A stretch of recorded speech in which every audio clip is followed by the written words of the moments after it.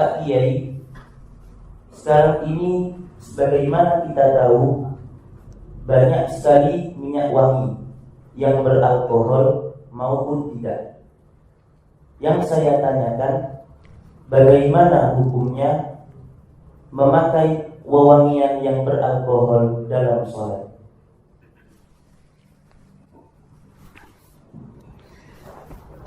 Kita bicara tentang minyak wangi ya. Minyak wangi yang dijual atau parfum ya, yang dijual di pasar-pasar memang ada dua jenis. Pertama, minyak wangi yang beralkohol, biasanya itu yang semprotan biasanya ya. Dan minyak wangi yang non alkohol biasanya yang oleskan di baju. Wah, itu lebih mudah dikatakan minyak wangi yang non alkohol atau tidak beralkohol. Kalau yang tidak beralkohol sudah maklum jawabannya, boleh dipergunakan untuk sholat, kan begitu ya. Permasalahannya yang beralkohol bagaimana? Ini kalau dari tinjauan hukum begini, minyak wangi yang semprotan itu atau beralkohol itu sebenarnya ada dua macam juga, gitu ya. Jadi campuran minyak wangi istilahnya. Jadi minyak wangi itu terdiri dari bibit, yang kedua campuran. Kalau bibitnya itu yang murni itu tidak ada campuran apa-apa, jelas apa? Boleh dipergunakan, kan gitu ya. Cuman harganya mahal sekali. Harganya mahal sekali.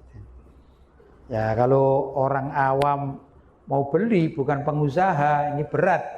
Apalagi mau sholat gitu ya. Itu kalau beli yang asli murni itu ya berat itu. Kemudian yang kedua ini campurannya. Jadi campuran alkohol itu ada dua macam. Ada jenis alkohol, sebenarnya semuanya jenis alkohol tapi namanya istilahnya alkohol gitu ya. Yang kedua itu etanol. Etanol bedanya yang saya tahu dari beberapa sumber itu. Kalau etanol itu diminum itu mematikan. Ya. Seperti juga bensin, apalagi itu solar itu kalau diminum kan mematikan. Karena dia mematikan bukan memabukkan, maka hukumnya suci. Etanol hukumnya suci. Beberapa pedagang parfum yang mengerti hukum Islam itu lebih senang menggunakan etanol daripada alkohol. Nah, sedangkan alkohol sendiri itu masih diperselisihkan, gitu. Nah, sebagian besar mengatakan bahwa alkohol itu kan memabukkan. Karena dia memabukkan maka dihukumi seperti khamr atau arak memabukkan. Kalau dihukumi sebagai arak atau khamr maka dia ini najis ya, karena haram dimakan atau diminum ya. Karena haram dikonsumsi, kan begitu ya. Qaliluhu wa katsiruhu haram. Baik itu jumlah sedikit, setetes barangkali, atau jumlahnya banyak, satu seloki atau satu cangkir ya, maklum kan gitu ya. Begitu. Jadi kalau minuman beralkohol itu adalah minuman yang dicampur dengan alkohol dengan kadar sekian. Cuman kalau kadarnya itu sedikit gitu ya, dia punya pengaruh, misalnya kadar tertentu dia bisa memabukkan, tapi kalau kadarnya sangat banyak bisa mematikan juga itu. Ya, begitu ini alkohol. Itu bagi ulama-ulama yang menggolongkan alkohol sebagai sejenis arak, maka mereka menghukumi najis tatkala dipergunakan untuk campuran parfum atau minyak wangi, begitu. Yang kedua, pendapat kedua adalah bahwa alkohol itu tergantung dari bahan pembuatan alkohol, karena alkohol itu juga proses kimia, ya, proses kimia. Maka ada juga sebagian pendapat yang mengatakan bahwasanya alkohol itu gitu ya, haram diminum tapi tidak najis. Begitu. Haram diminum tapi tidak najis. Itu pendapat. Walaupun yang terkuat mengatakan bahwa alkohol itu digolongkan sejenis arak, maka dia najis. Kan gitu kan? Dikatakan di dalam hadis Nabi Shallallahu alaihi wasallam, kullu muskirin ma'i'in najasun. Setiap barang cair ya yang muskirin, yang memabukkan, najasun, dia hukumnya najis. Ya. Jadi haram dikonsumsi atau diminum, walaupun buat campuran itu haram.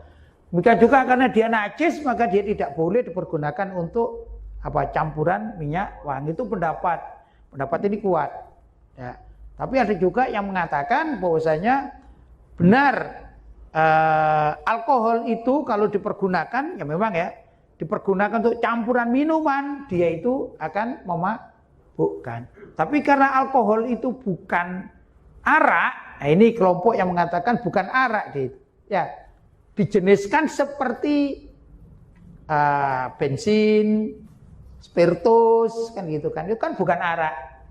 Nah, ini ada yang berpendapat dia ini haram diminum atau dipergunakan untuk campuran minuman, jadi haram, tapi menjadi suci bila mana dipergunakan untuk campuran-campuran minyak wangi itu. Begitu itu pendapat. Ya. Nah, kalau kita bagi santri ini, menurut saya sebaiknya jadi pembeli itu yang pandai lah gitu, bukan asal beli gitu. Tanya kepada penjualnya, Pak atau Bu barangkali gitu, ada enggak saya beli parfum yang campurannya itu etanol? Nah, ini kan aman jadinya. Maka jadikan langganan itu. Kalau sudah, oh iya, maka jadikan langganan itu. Jadi kalau beli parfum cari yang kenal, yang bisa diajak bincang, jangan asal ya, jangan asal. Itu saran karena lebih selamat ya. Itu. Yang kedua, kalau tidak ya nggak usah menggunakan yang semprot itu ya. Semprot pun ada dua sebenarnya. Semprot itu ada dua. Semprot yang ada alkoholnya dan semprot yang tidak ada alkoholnya. Itu juga bisa. Saya pernah, ini percobaan ya bisa katakan itu karena di suatu komunitas banyak itu. Kemudian ada minyak wangi itu. Minyak wangi yang tanpa alkohol, yang dioleskan itu. Kemudian dicampur dengan air. Kemudian sebelum dipakai untuk sholat, karena orangnya banyak ini ya, itu dikocok dulu kemudian disemprotkan. Kan tujuannya kan bukan merek apa kan gitu kan. Tujuan seorang sholat itu kan wewangian. Nah, jadi wewanginya ini dicampur dengan air. Itu pun bisa, tidak harus dicampur dengan alkohol. Ya memang tidak gaya sih ya, tapi kan bisa.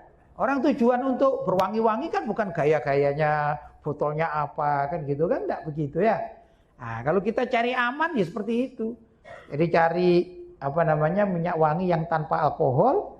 Nah, kalau hemat, misalnya para santri ingin hemat, ya campur aja sama air kan gitu. Itu yang penting harum. Tapi caranya dikocok dulu sebelum dipergunakan. Begitu sudah menyampur, kadang-kadang warnanya menjadi putih gitu ya.